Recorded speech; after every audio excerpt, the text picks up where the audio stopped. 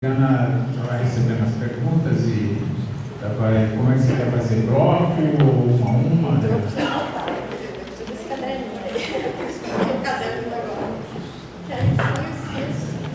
Nós temos cerca de 30 minutos para esse debate, que são 20 horas e 30 minutos agora. Então, 20 e 26.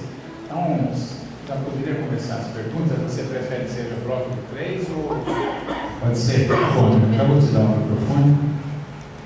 Então, quem quiser fazer a pergunta, é melhor eu controlar a inscrição agora. Pronto. Tina.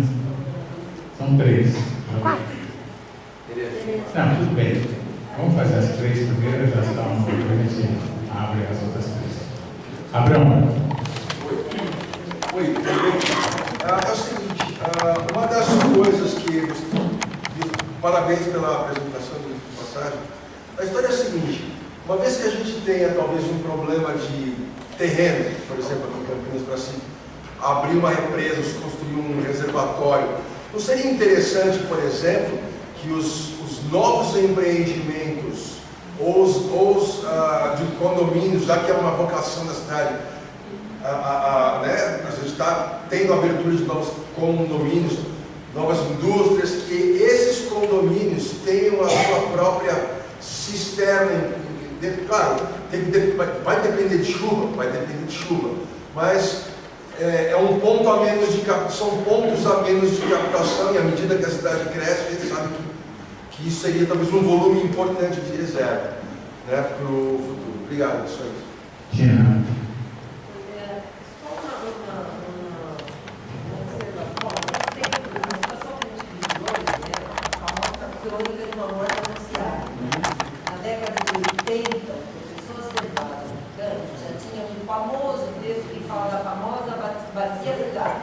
Como é que nós vamos ver com 30 metros? Vocês mandaram para lá, né? Vai chegar um dia que isso vai falar que já aconteceu. E aconteceu no período que nós tivemos uma publicação no dia que disse que essa é uma seca muito excepcional, que acontece em 1 milhão de anos. Não, 1 milhão de anos. Aconteceu na década de 50, não está tão longe, né? Quer dizer, a gente tem um sistema de gestão muito falho, muito frágil, porque não previu esse tipo de situação. Eu queria saber de você o seguinte, complementando inclusive um pouco o que o Abraão disse, né? E que você colocou muito bem, quando você apresentou aí um dos slides, né, a nossa avenida lá de Atibaia, né? A gente está em pleno processo de discussão de plano diretor, né? Não é importante a gente estar pensando de lei de uso e ocupação do solo, que é mais importante ainda, né?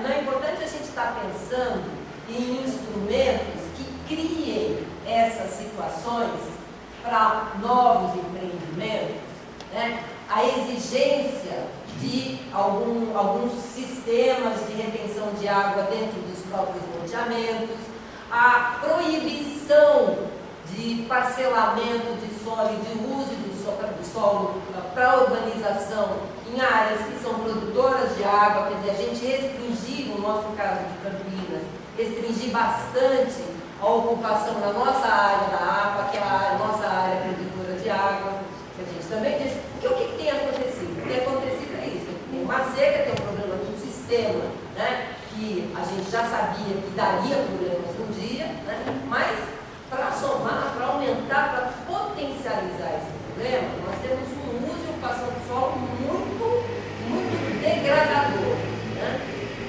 A gente não tem como fazer isso inserindo nessa legislação que vai ser revista, né, inserindo essa preocupação.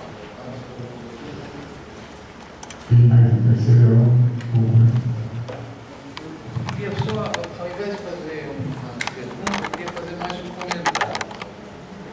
Na minha interpretação, na minha leitura, eu acho que eu estou acompanhando esse problema da água desde 2013.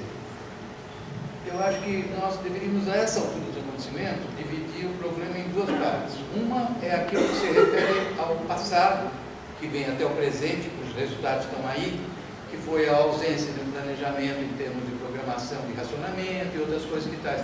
Eu digo isso com muita tranquilidade, porque ao longo da minha vida eu enfrentei pelo menos 3 racionamentos em épocas diferentes.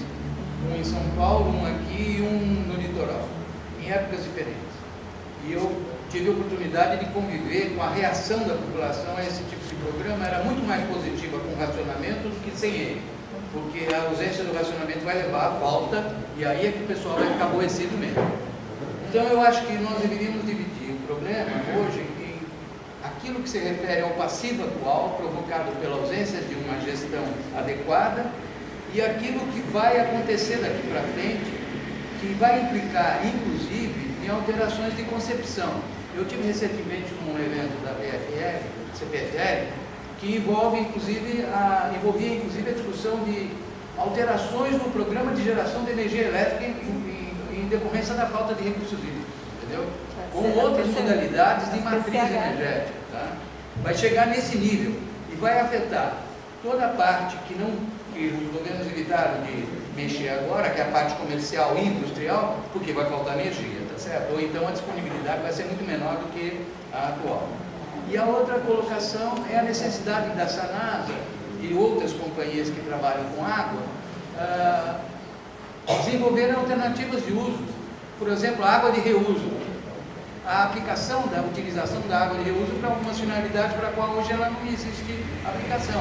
Em substituição a uma água tratada, que custa caro para burro, e que às vezes é usada em esquemas industriais, quando não há necessidade. Você não precisa resfriar a máquina com água tratada a não sei quantos centavos o litro. Você pode usar a água de reuso. Então a minha leitura que eu faço, essa do conhecimento, é na necessidade de se dividir o problema em duas partes. Uma é tratar do passado e do passivo do passado.